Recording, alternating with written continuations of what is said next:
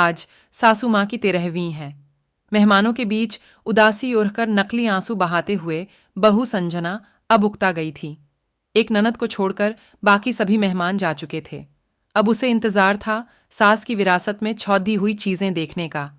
उनकी आलमीरा के चाबी की जानकारी केवल ननद मीना को ही थी। उसने सबके सामने अलमीरा खोली। सामने ही लॉकर की चाबी और एक कागज का पुर्जा पढ़ा था। मीना ने माँ का लिखा हुआ संदेश पढ़ा। माँ ने अपने जेवर इकलौती पोती और बेटी के नाम किए थे। कैश रुपयों पर बेटे का अधिकार था। उनके सभी नए पुराने कपड़े गरीब महिलाओं में बांट दिए जाने का जिक्र था। एक सीलबंद पैकेट था जिसके ऊपर एक पिन किए हुए कागज पर लिखा हुआ था, यह पैकेट बहू के लिए है, लेकिन वो इसे अपने बेटे मेरे पोते अनुज की शादी के 1 वर्ष बाद ही खोल सकेगी। मेरी अंतिम इच्छा के अनुसार तब तक यह बैंक के लॉकर में रख दिया जाए। बेटे ने वह पैकेट बैंक के लॉकर में रखवा दिया। दिन गुजरते गए। 6 महीने बाद अनुज की शादी हो गई। सगाई पहले ही हो चुकी थी। बहू आराधना के घर में आते ही संजना ने कुछ राहत महसूस की। अब वो अपना ध्यान अपने पति और अपने स्वास्थ्य पर ही देना चाहती थी। वह बात बात पर बहू को निर्देश देती, लेकिन आराधना उसके कहे को एक कान से सुनकर दूसरे से झटक देती। सास की कही हर बात का उल्टा जवाब देती।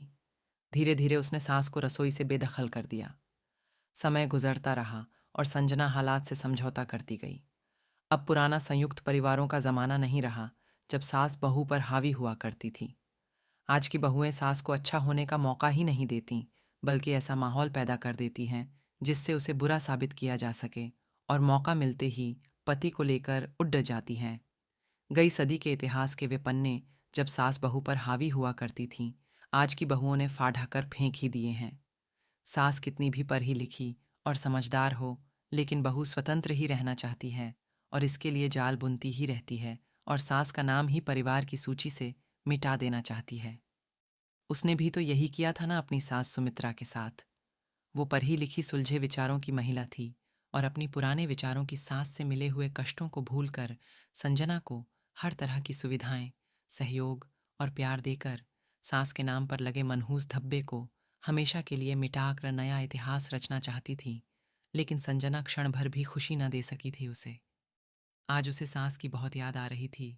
तभी सामने लगे कैलेंडर पर उसकी निगाह पड्डीएच गई। 2 दिन बाद ही बेटे बहू की शादी की पहली वर्षगांठ है। सास की वसीयत के अनुसार 1 साल पूरा हो चुका था। तीसरे दिन ही वो बैंक जाकर लॉकर से अपने नाम का पैकेट निकलवा कर ले आई। मन में उथल पुथल मची हुई थी कि आखिर उसे सास ने क्या दिया होगा। बेटे बहू के इधर उधर होते ही उसने वो पैकेट खोल दिया। अंदर सास के तह किए लगभग 1 दर्जन पुराने रूमाल थे और एक दूसरा पैकेट भी था। देखकर अचानक उसकी आंखें एक सवाल लिए सिकुड़ गईं। साथ ही पीन किए हुए कागज पर लिखे शब्द पढ़ने लगी। बहू, ये वे रूमाल हैं जिनसे मैं बेटे का विवाह होने के 1 साल बाद से मृत्यु पर्यंत आंसू पोंछती रही। पढ़कर उसकी आंखों से अविरल आंसू बहने लगे। रोते रोते उसने दूसरा पैकेट खोला। उसमें उतने ही बिल्कुल नए रूमाल थे और वैसा ही कागज का टुकड़ा पीन किया हुआ था। उसे कहीं से सांस की आवाज सुनाई दी। बहू, रो रही हो ना? ये रूमाल तुम्हें अपनी अंतिम सांस तक आंसू पोंछने के काम आएंगे।